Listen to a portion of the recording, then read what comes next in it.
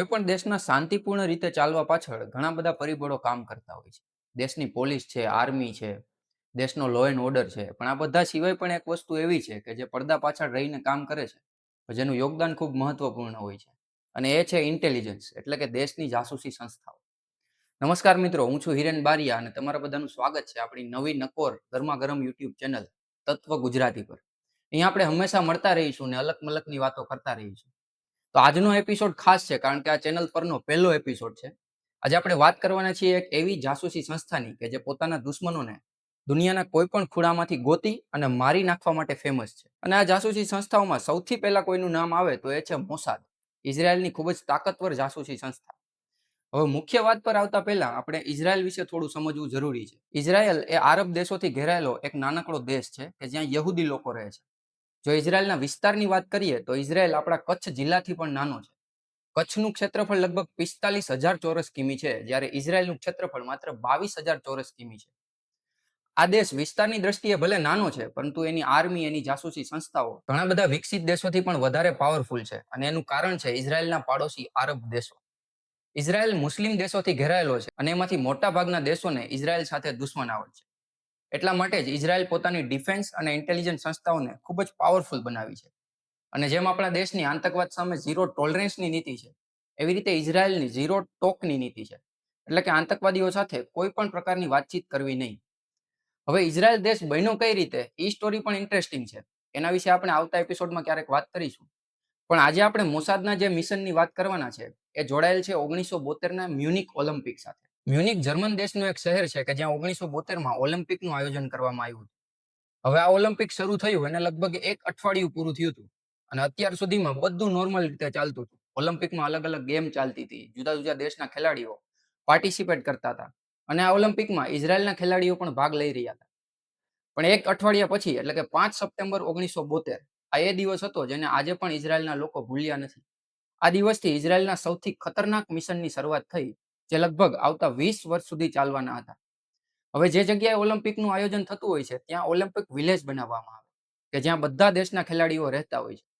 અને 5 સપ્ટેમ્બર 1972ના 5 લોકો કે જેણે ખેલાડીઓ જેવા જ કપડાં પહેર્યા હતા અને જોઈને એવું લાગે કે એ લોકો પણ ઓલિમ્પિકના પાર્ટિસિપેટ ખેલાડીઓ છે. હવે આ 8 લોકો ઓલિમ્પિક વિલેજની અંદર ઇઝરાયલના ખેલાડીઓ જે જગ્યાએ હોય છે ત્યાં પહોંચે છે. આ લોકો પોતાની સાથે ઘણા હથિયારો પણ લાવ્યા હોય છે અને ઇઝરાયલના ખેલાડીઓને બંધક બનાવવાની કોશિશ કરે છે. આ ખેલાડીઓમાં ઇઝરાયલના પહેલવાન પણ હોય છે. એમાંથી ઘણા ખેલાડીઓ આતંકવાદીઓનો મુકાબલો કરે છે અને એ દરમિયાન આતંકવાદીઓ ગોળીબાર શરૂ કરે છે. જેમાં ઘણા ખેલાડીઓ ઘાયલ થાય છે, ઘણા ત્યાંથી ભાગી જાય છે. અને આ ગોળીબારમાં ઇઝરાયલના 2 ખેલાડીઓના મૃત્યુ થાય છે. અને ટોટલ 9 ખેલાડીઓને આ 8 આતંકવાદીઓ દ્વારા બંદી બનાવવામાં આવે છે. હવે જે આ 8 આતંકવાદીઓ હતા એ ફિલિસ્તીન લિબરેશન ઓર્ગેનાઇઝેશન, આ સંગઠન સાથે જોડાયેલા હતા. હવે જ્યાં સુધી ઓલિમ્પિક વિલેજની અંદર આ ગોળીબાર ને બધી વસ્તુઓ ચાલતી હતી, ત્યાં સુધીમાં આખા ઓલિમ્પિક વિલેજમાં નાસભાગ થઈ. ઓલિમ્પિક વિલેજમાં ગોળીબાર થયો હોવાથી જર્મન સરકાર પણ પ્રેશરમાં હતી. આ પછી આતંકવાદીઓ ઇઝરાયલના ખેલાડીઓના બદલામાં ઇઝરાયલની જેલમાં બંધ ફિલિસ્તીન લિબરેશન ઓર્ગેનાઇઝેશનના 234 આતંકવાદીઓને છોડી મૂકવામાં આવે, આવી માંગ કરે છે.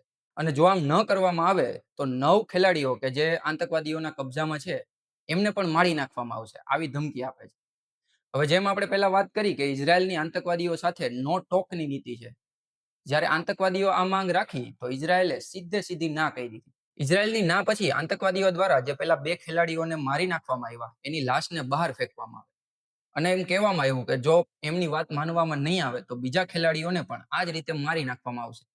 પરંતુ આટલી વાત છતાં પણ ઇઝરાયલની સરકારે સીધા શબ્દોમાં આતંકવાદીઓની કોઈ પણ વાતને માનવાની ના કહી દીધી. હવે આ સમય દરમિયાન આખા વિશ્વની નજર ઇઝરાયલ પર હતી. એક તો ઓલિમ્પિક જેવી ગેમ અને એમાં ઇઝરાયલના ખેલાડીઓને બંધક બનાવવામાં આવ્યા.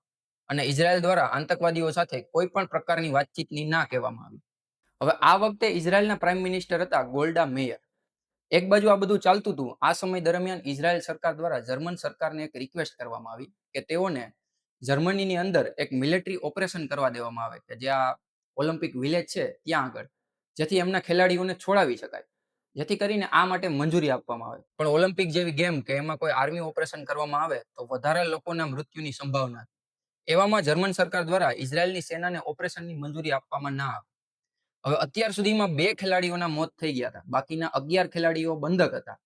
અને ઇઝરાયલ કોઈ પણ પ્રકારની વાતચીત માટે તૈયાર નહોતું. આવામાં આતંકવાદીઓને પણ ક્યાંક ને ક્યાંક ખબર હતી કે ઇઝરાયલ એમની વાતો માનવાનું નથી. એટલા માટે એમણે બીજી માંગ રાખી કે તેઓને એટલે કે આતંકવાદીઓ અને ઇઝરાયલના 9 ખેલાડીઓને અહીંથી જવા દેવામાં આવે. એટલા માટે એમને બસ અને પ્લેન આપવામાં આવે, સાથે પૂરી સિક્યોરિટી પણ આપવામાં આવે, જેથી તેઓ બસ દ્વારા ઓલિમ્પિક વિલેજથી એરપોર્ટ અને ત્યાંથી એક સ્પેશિયલ પ્લેન મારફતે જર્મનીની બહાર નીકળી શકે. હવે જર્મનીને આ વાતમાં એક મોટો મોકો લાગ્યો કે ઓલિમ્પિક વિલેજથી એરપોર્ટ સુધીમાં ક્યાંક એવો ચાન્સ મળે તો ઓપરેશન કરી અને આ બંધક ખેલાડીઓને છોડાવી શકાય.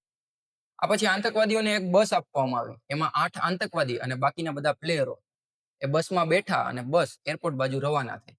હવે આ બધી ઘટનાઓ થઈ ત્યારે લગભગ રાતના 10 વાગ્યા હતા.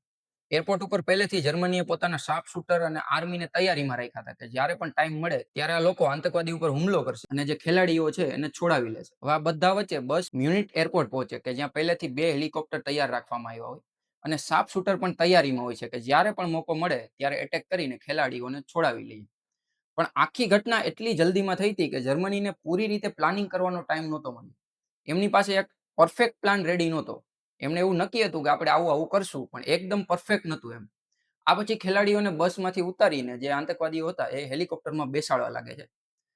જેમાં થોડા આતંકવાદીઓ અને ખેલાડીઓ બસમાં બેસી જાય છે અને બાકીના આતંકવાદીઓ હતા, સોરી, હેલિકોપ્ટરમાં બેસી જાય છે અને બાકીના જે આતંકવાદીઓ હતા એ હેલિકોપ્ટરમાં બેસવા જવા લાગે ત્યારે જે શાર્પ શૂટર હતા એમને મોકો મળ્યો અને એમણે ગોલી ચલાવવાની શરૂ કરી. હવે આ દરમિયાન 2 થી 3 આતંકવાદીઓ માર્યા ગયા. જ્યારે આતંકવાદીઓના મોત થયા ત્યારે હેલિકોપ્ટરની અંદર જે આતંકવાદીઓ હતા હવે તેમણે પ્લેયર ઉપર ગોલી ચલાવવાની ચાલુ કરી અને હેલિકોપ્ટરમાં ઇઝરાયલના જેટલા પણ ખેલાડીઓ હતા એ બધાને ગોળી મારી દીધી અને મારી નાખ્યા. હવે આ જે ઓપરેશન હતું એ થોડીક જ વારમાં પૂરું થઈ ગયું, પણ આ ઓપરેશનમાં ઇઝરાયલના 9 માંથી 9 બધા ખેલાડીઓ માર્યા જાય છે અને 2 ખેલાડીઓ ઓલિમ્પિક વિલેજમાં માર્યા હતા.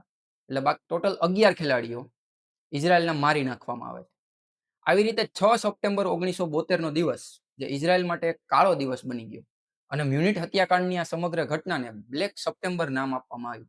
હવે આ બાજુ જર્મનીમાં જ્યારે આ બધી ઘટનાઓ ચાલતી હતી એ જ સમયે ઇઝરાયલની અંદર પ્રાઇમ મિનિસ્ટર ગોલ્ડા મેયરે એક મીટિંગ બોલાવી કે જેમાં મોસાદ, મિલિટરી ઇન્ટેલિજન્સ અને ડિફેન્સ ઓફિશિયલ હાજર હતા. ત્યાં એક નિર્ણય લેવામાં આવ્યો, એક એવો નિર્ણય જે આવતા 20 વર્ષ સુધી આખી દુનિયાને યાદ રહેવાનો હતો. આ મીટિંગની અંદર એક નિર્ણય કરવામાં આવ્યો કે ઇઝરાયલ મ્યુનિક હત્યાકાંડમાં જવાબદાર જેટલા પણ લોકો છે એ બધાને ગોતશે અને એક એકને મારી નાખશે. એ જ દિવસથી શરૂ થયું ઓપરેશન વ્રેથ ઓફ ગોડ. આ ઓપરેશન બહુ સિમ્પલ હતું પણ બહુ ખતરનાક હતું. ઇઝરાયલ મ્યુનિચ એટેકનું પ્લાનિંગ કરનાર બ્લેક સપ્ટેમ્બર સાથે જોડાયેલા લોકો, ફિલિસ્તીન લિબરેશન ઓર્ગેનાઇઝેશનના લીડરશિપ લેવલના લોકો અને આ સિવાયના જે પણ લોકો આ હત્યાકાંડની અંદર જોડાયેલા હતા તેમને દુનિયાના કોઈ પણ ખૂણામાંથી ગોતવામાં આવશે અને એક એકને મારી નાખવામાં આવશે. આ મીટિંગ પછી એક લિસ્ટ બનાવવામાં આવ્યું કે મ્યુનિક હત્યાકાંડની અંદર કોણ કોણ લોકો સામેલ હતા, કોણે ફંડિંગ કર્યું અને બીજા જેટલા પણ જવાબદાર લોકો છે એ બધાના નામ. આ પછી 5 સપ્ટેમ્બર 1972 ના રોજ મ્યુનિક હત્યાકાંડ થયો એના 2 દિવસ પછી એટલે કે 7 સપ્ટેમ્બર 1972 ના સિરિયા અને લેબેનોનની અંદર જે ફિલિસ્તીન લિબરેશન ઓર્ગેનાઇઝેશન એના કેમ્પ હતા એના ઉપર ઇઝરાયલ દ્વારા બોમ્બ ફેંકવામાં આવ્યા અને આ એટેકમાં લગભગ 200 લોકો માર્યા ગયા. હવે ઇઝરાયલ દ્વારા જે લિસ્ટ બનાવવામાં આવી એ લિસ્ટમાંથી મોટા ભાગના લોકો યુરોપના અલગ અલગ દેશની અંદર હતા. તો એમનો સુધી પહોંચવા માટે મોસાદે અલગ અલગ યુરોપિયન દેશોના પાસપોર્ટ બનાવ્યા, અલગ અલગ લોકો માટે નવી અલગ અલગ ઓળખાણો બનાવી અને બીજી ઘણી બધી ટીમો બનાવવામાં આવી કે જે આ લોકો સુધી પહોંચશે. હવે મોસાદની આ ટીમનો પહેલો ટાર્ગેટ હતો અબ્દુલ વાઇલ જૈટર. અબ્દુલ PLO નો રિપ્રેઝેન્ટેટિવ હતો અને જેણે આ બ્લેક સપ્ટેમ્બરની ઘટનામાં એક ટ્રાન્સલેટરની ભૂમિકા ભજવી.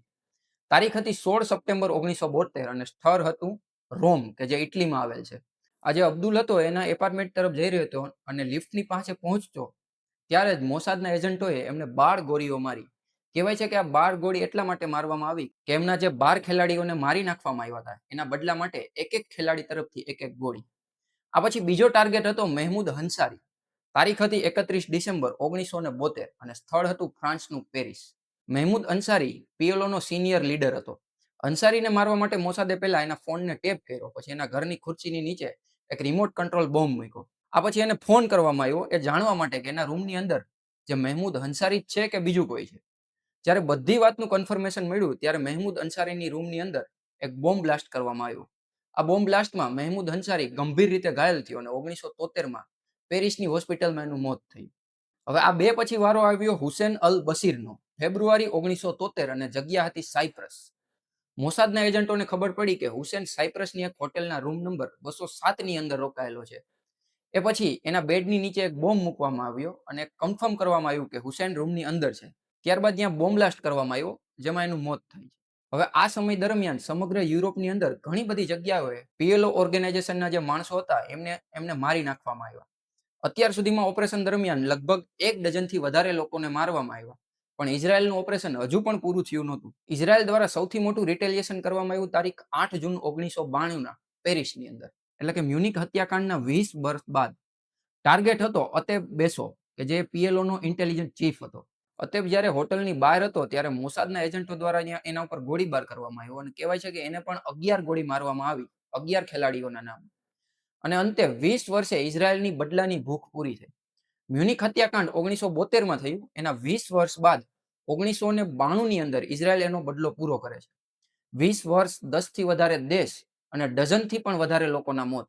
આ હતો ઇઝરાયેલનો બદલો. આવા તો મોસાદ દ્વારા ઘણા બધા ઓપરેશનો કરેલ છે. આપણે કોશિશ કરીશું કે આવતા વિડીયોમાં એમના વિશે પણ વાત કરી શકાય. તો બસ આજના વિડીયોમાં આટલું જ. આપણે આવી જ રીતના મળતા રહીશું અને અલગ મલકની વાતો કરતા રહીશું. ધન્યવાદ.